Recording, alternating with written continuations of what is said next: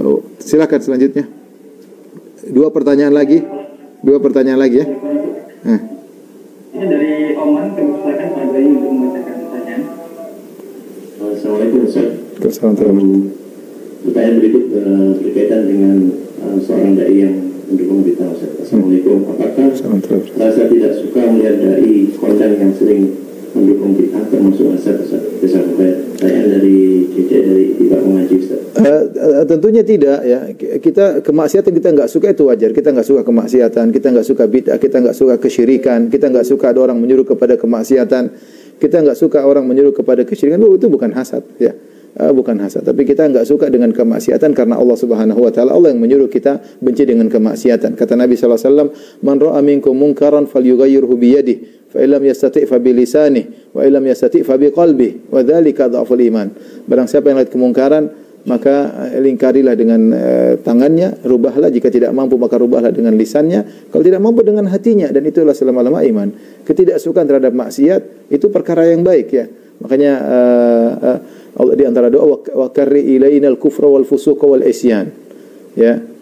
Wa karaha ilaikumul kufra wal fusuqa wal isyan ulaika humur rasyidun ya.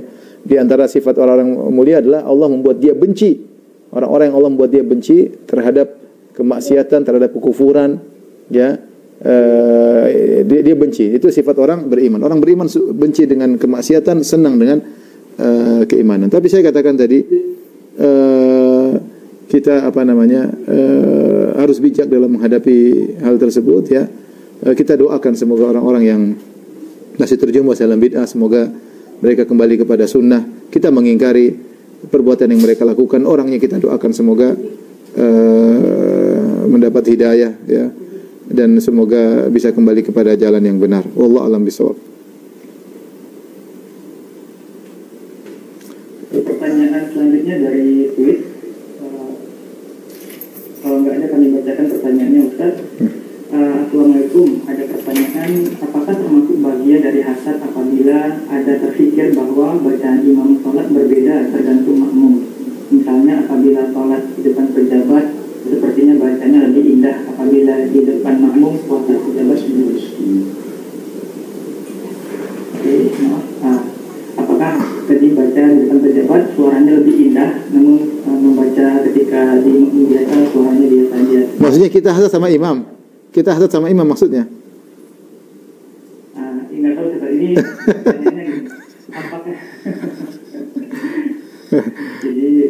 Jadi Bapak Panji mungkin dari SIS bisa menjelaskan maksudnya. Assalamualaikum Ustaz. Waalaikumsalam, masyaallah. Iya, pertanyaannya demikian. Sepertinya hasadnya terhadap imam. Oh iya. Imam itu berbeda-beda apabila makmumnya itu orang biasa, bukan pejabat, bacaannya yang pendek-pendek atau cepat gitu. Tapi begitu makmumnya itu ada seorang pejabat atau orang yang dihormati, bacaannya itu indah. Sebenarnya dia hasad bukan sama imam, hasadnya sama pejabat. Karena disikapi beda oleh sang imam. Dia jengkel sama imam, jadi bukan hasad. Ya, jadi bahasanya sebenarnya itu bukan hasad, itu jengkel. Itu jengkel. Kalau hasad itu kan kita pingin nggak memiliki apa yang dia miliki. Misalnya saya juga imam, kok dia yang dipanggil sama pejabat, saya imam, saya nggak pernah dipanggil. Itu baru saya katakan saya hasad. Tapi ini bukan hasad, tapi jengkel. Kenapa kalau saya di makmum kok bacanya nggak enak? Kenapa kalau pejabat baca? Itu baru berarti bukan hasad tapi apa? Jengkel. Sampaikan aja sama imam tersebut, Pak Imam, kenapa kalau saya jadi makmum? Nah, mungkin dia punya alasan. Kita jangan dulu seuzon, tanya dulu. Kenapa? Mungkin dipesan sama Pak pejabat suruh bacanya panjang, bisa jadi. Kita tidak tahu. Mungkin dia karena kita orang awam, dia baca cepat supaya sholatnya ringan. Kita jangan dulu seuzon. Tanya dulu nggak apa, daripada gerundel di belakang, tanya. Pak Imam, kenapa kalau saya jadi makmum baca cepat, kalau pejabat yang datang bacanya panjang? Nggak ada masalah kita tanya. Oke dia Pak. Allah barik fiik. Iya. Dari Belanda terakhir, dari Belanda.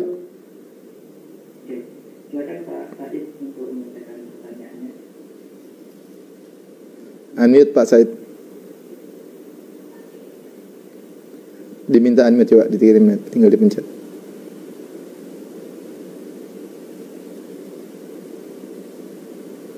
Oke. Silakan. Assalamualaikum. Waalaikumsalam warahmatullahi wabarakatuh. Pembicaraan kita yang bertanya tanpa namanya. Jika kita mempunyai saudara kandung yang mempunyai hasad dengan kita, tapi kita sudah berusaha semaksimal mungkin tidak membalas dengan hasad dan sudah bermaaf-maafan. Halo? Iya. Bermaaf-maafan, tapi saudara saya ini selalu berusaha mengusik kehidupan saya dengan hal-hal menjelekkan kita dan lain-lain. Apakah cara kita menjaga jarak dengan dia dengan tujuan biar kita tidak terus-menerus dia berbuat hasad dan juga hubungan kita biar bisa lebih baik dan juga menghapus dosa-dosa kita dan dia? Iya, saya rasa tidak apa-apa. Kita menjaga jarak, tapi jangan memutuskan silaturahmi. Itulah ujian dalam ujian dalam kehidupan ya. Terkadang yang dengki kepada kita orang terdekat kita. Makanya Allah sebutkan kisah seperti kisah Qabil dan Habil. Yang dengki adalah saudara kandungnya.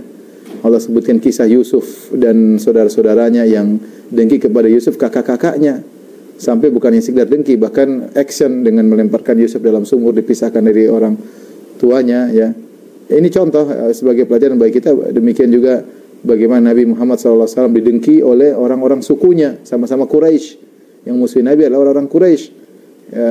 Dan itu adalah perkara yang menyakitkan. Tetapi tadi kita punya kewajiban menyambung silaturahmi, dan di antara penyambung silaturahmi yang terbaik adalah orang yang menyambung, man qata'ah, yang memutuskan silaturahmi dia sambung. Ya. Man al-walakinul wasil idza quti'at rahimuhu wasalaha. Adapun penyambung silaturahmi sejati adalah saudaranya memutuskan, dia tetap berusaha sambung. Ini penyambung silaturahmi sejati, ini pahalanya sangat besar. Kita tahu silaturahmi pahalanya besar. Maka saya bilang jangan, kalau memang dia merasa mendapatkan mudarat, jangan putuskan total, tapi jaga jarak, tapi terus berbuat baik. Berbuat baik bisa tanpa harus bertemu. Kirim makanan, anak-anaknya dikasih uang misalnya, nggak ada masalah. Kapan ucapkan kiriman kartu apa, kayak Ramadan, kayak kartu Lebaran, kayak. Tapi jaga jarak boleh, tapi jangan terputus, dan tetap berbuat baik meskipun dalam kondisi jaga jarak tersebut. Ini yang saya sarankan, dan jalani itu berarti, maksud saya apa ya? Maksud saya itu ladang pahala bagi kita. Memang kita agak terganggu, tapi ladang pahalanya besar. Kita sabar menghadapi keluarga kita yang seperti itu. Wallahu a'lam bishawab. Ini kawan-kawan, rekan-rekan dari semua dari berbagai negara ya. Qadarullah sebentar lagi azan asar di Ceger, Jakarta Timur.